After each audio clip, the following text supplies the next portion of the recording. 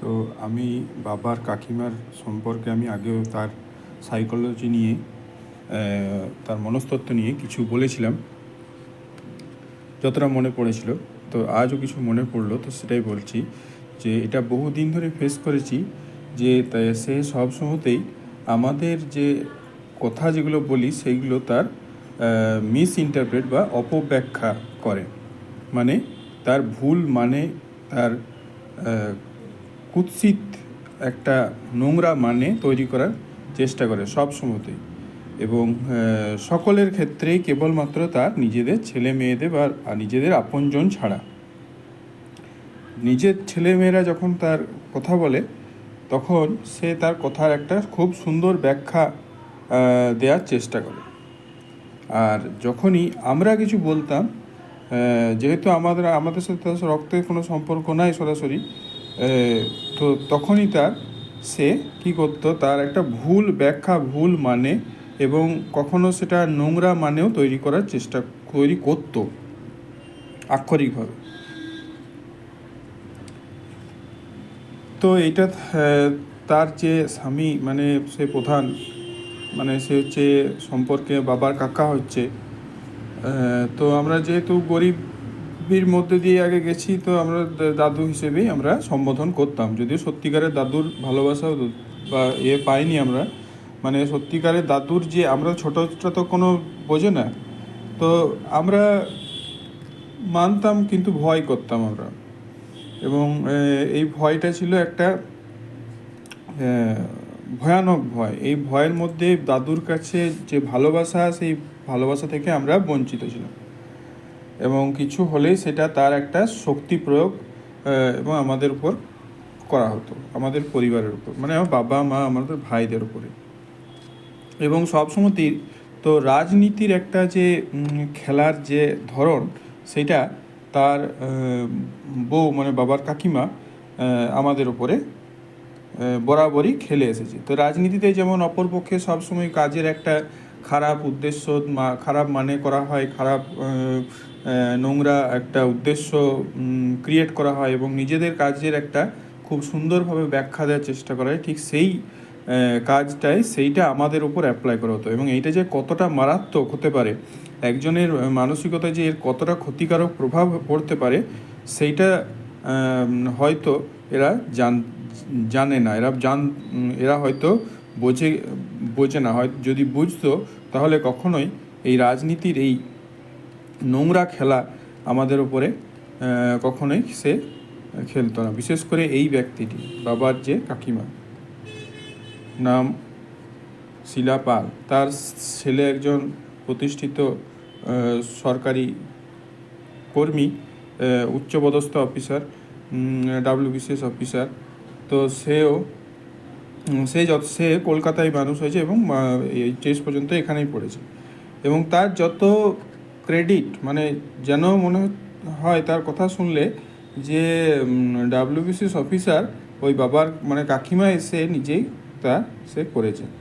এবং তাদের একটা যে এই ধরনের একটা মানে অহংবোধ, এবং এইটা আমি চরমে সেটা আমি বুঝেছি। এবং সবচেয়ে বড় আঘাত লাগে যখন আমাদের কথার ভুল ব্যাখ্যা, ভুল মানে করা হয়, তখনই। এবং এইটাই তার একটা স্বভাবের, যেটা আমি গতবারে পয়েন্ট মিস করেছিলাম। তো এইগুলো একটা বহু দিন ধরে আমরা ফেস করছি এইগুলো।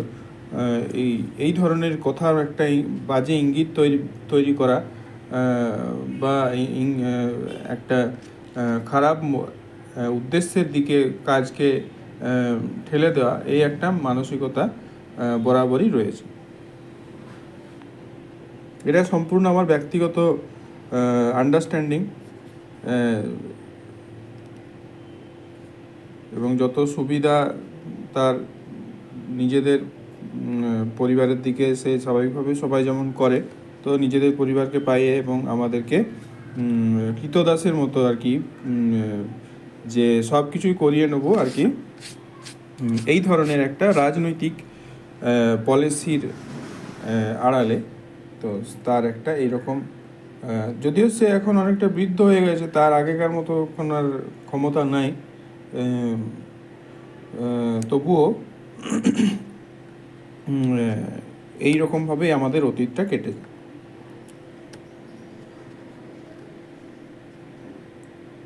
সে এখন বৃদ্ধ, তার সে শারীরিক সমস্যায় জর্জরিত, এবং কতটা সত্যি কতটা মিথ্যা সেটা আলাদা ব্যাপার।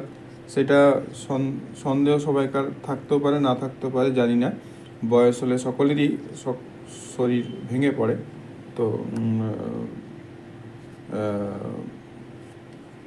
সেটা অন্য প্রসঙ্গ। তো আমাদের এই রকম একটা তার মস্তিষ্কটা এখনও কিন্তু সজীব, এখনও মস্তিষ্কের আমাদের বয়স হয় না, বয়স হয় আমাদের শরীরের, মনের বয়স বলে কিছু হয় না। তো তার মনের কার্যক্রম, কথার কার্যক্রম, সেই তার প্রভাব তো পড়বেই, কিন্তু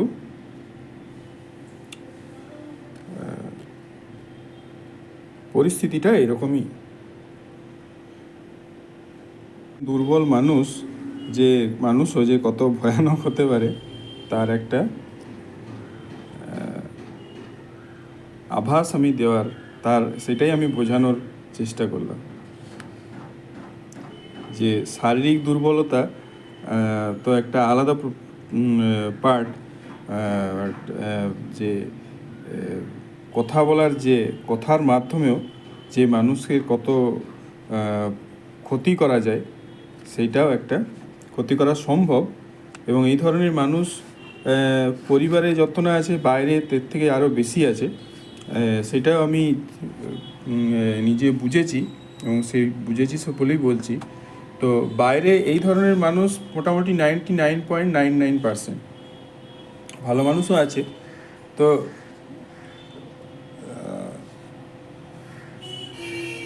এইসব মানুষদের থেকে একটু সাবধান থাকাই ভালো।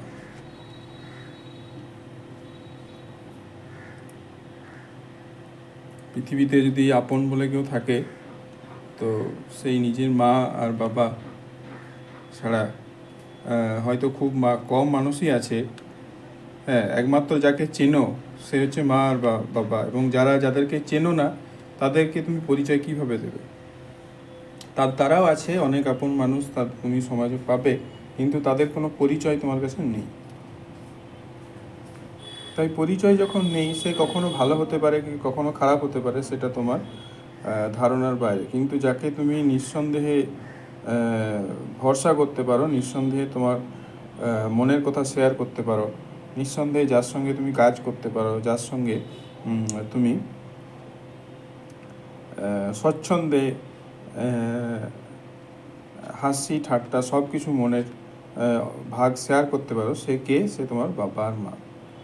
এছাড়া পৃথিবীতে যারা আপন আছে তাদেরকে তুমি চেনো না। তাই যাদেরকে চেনো না তাদের সঙ্গে, তাদের মধ্যেও ভালো মানুষ অবশ্যই আছে, ভালো মানুষ আছে বলেই সমাজটা এত সুন্দরভাবে চলছে। কিন্তু তাদের কোনো পার্টিকুলার কোনো যেমন নির্দিষ্ট পরিচয় আমাদের কাছে নেই। তাই অন্ধের মতো আমার কাউকে ভালো মনে করে নিজে সব কিছু উজাড় করে বিশ্বাস করা ঠিক না আজকের দিনে।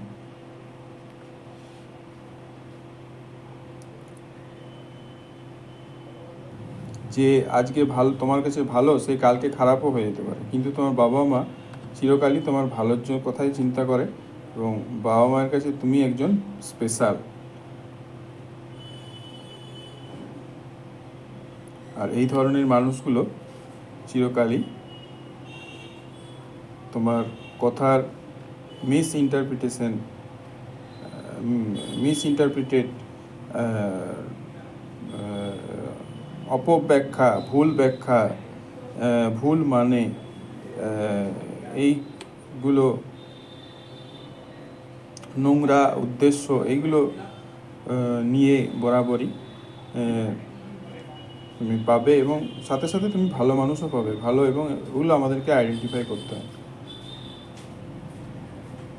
কিন্তু যাকে আইডেন্টিফিকেশনের প্রয়োজন হয় না, সে হলো তোমার বাবা মা। এবং হ্যাঁ, বউ আছে, বউ গার্লফ্রেন্ড, তাকেও তুমি করতে পারো, কিন্তু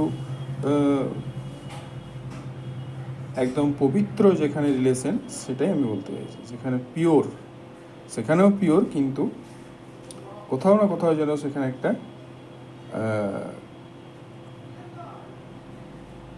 পার্থক্য থেকেই যায়। যদিও তুলনা কারোর সাথে কারোর হয় না, কিন্তু একটা পার্থক্য বরাবরই থাকে। তুলনা আর পার্থক্যের মধ্যে কী তফাৎ? তুলনা হলো, তো এটা একটা অন্য ইয়েতে বলবো, বোঝানোর চেষ্টা করব যে কারোর সঙ্গে কারোর তুলনা করা ঠিক নয়, কিন্তু পার্থক্য করা যেতেই পারে। তুলনা করতে গেলেই একজনকে উঁচু একজনকে নিচু মনে হয়, কিন্তু পার্থক্য করলে সেখানে তার লাভ বা ক্ষতি বা প্রাপ্তি বা হারানো এই হিসেবে খুব সংক্ষেপে বললাম। ধন্যবাদ।